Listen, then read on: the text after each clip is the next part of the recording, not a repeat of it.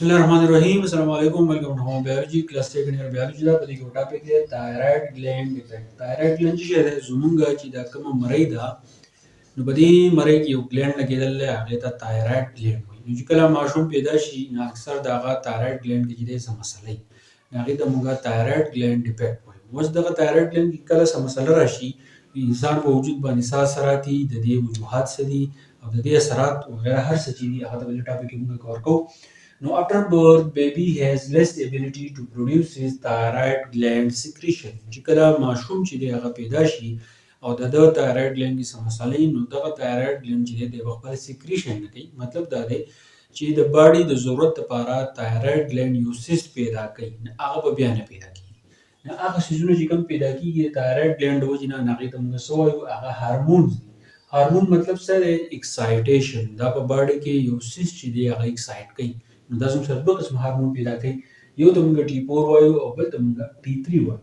نو T4 څه کار کوي چې باډي میټابولیزم کنورټ فود انټو انرژي T4 دا کار کوي چې دا د باډي کې میټابولیزم کوي داسې قسمه ریاکشن کیږي چې د هغه ریاکشن د وجې نه جسم ته انرژي ملاویږي مونږ چې کوم خوراک وخورو د دې خوراک چې د میټابولیزم وشي او زموږ جسم هر یو سیل د چې د انرژي چې د هغه میلاو شي نو دا څوک کوي دا T4 کوي دا هارمون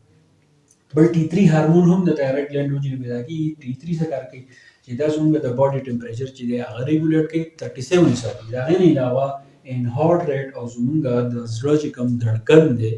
د هغې چې کومه انټنسټي ده یا موږ وایو چې د هغې چې کوم ریټ دی هغه بالکل برقرار ساتي دا څوک ساتي T3 او دا هارمون دی دا څوک پیدا کوي دا تایرايډ ګلینډ پیدا کوي او چې کله په تایرايډ ګلینډ کې پیدایشي مسله راغله نو بیا به دا کارونه چې دی نه کېږي او چې نه کېږي نو انسان په وجود باندې چې دی اثرات چې دی بیا ډېر پاتې کېږي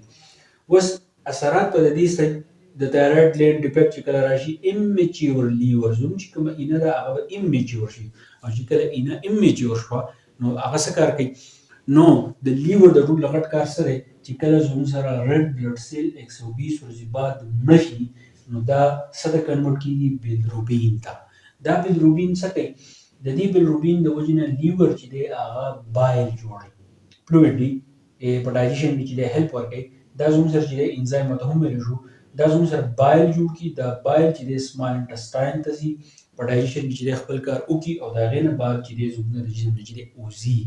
خو چې اوس فرض کړه زموږ سره لیور چې دی هغه امچیور دی کله میچیور دی چې دا دواړه زموږ سره نه دي پیدا چې لیور زموږ سره امچیور دی نو بایل به د کوم ځای نه راځي او بایل چې دی په ډایجیشن کې چې دی هیلپ ورکوي نو مطلب څه شو چې لیور امچیور پاتې شو بایل چې دی نه پیدا کېږي په ډایجیشن کې چې دی هیلپ نه کېږي نو جسم باندې اثرات چې دی مسلې چې دی هغه بیا راولي د هغې نه علاوه زموږ چې کوم پټې دي زموږ چې د هډوکو نه چاپېره چې کومې پټې دي کوم چې په مومنټ کې چې دی هیلپ ورکوي هغه کمزوري پاتې شي د هغې نه علاوه هډوکي چې دی هغه کمزوري پاتې کېږي د دې تایرايډ ګلینډ د ډیفیکټ د وجې نه بل منټل ریټارډیشن مسله هم راتلی شي انسان دماغو ته چې دی هم څه مسله راتلی شي بیا چې دی صحیح طریقه باندې چې دی بیا کار نه کوي انسان کې څه ډیفیکټ چې دی هغه پاتې کېږي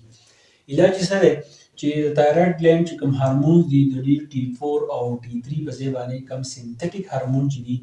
لیووتایروکسین ریپلیس نارمل فنکشن اف تایرايډ ګلینډ چې تایرايډ ګلینډ دا نه پیدا کېږي لیووتایروکسین چې دا ورکړل کېږي چې تایرايډ ګلینډ کوم فنکشن چې دی هغه ریپلیس کوي خو دا به الو کېږي چې کله ماشوم چې دی هغه پیدا شي او د هغې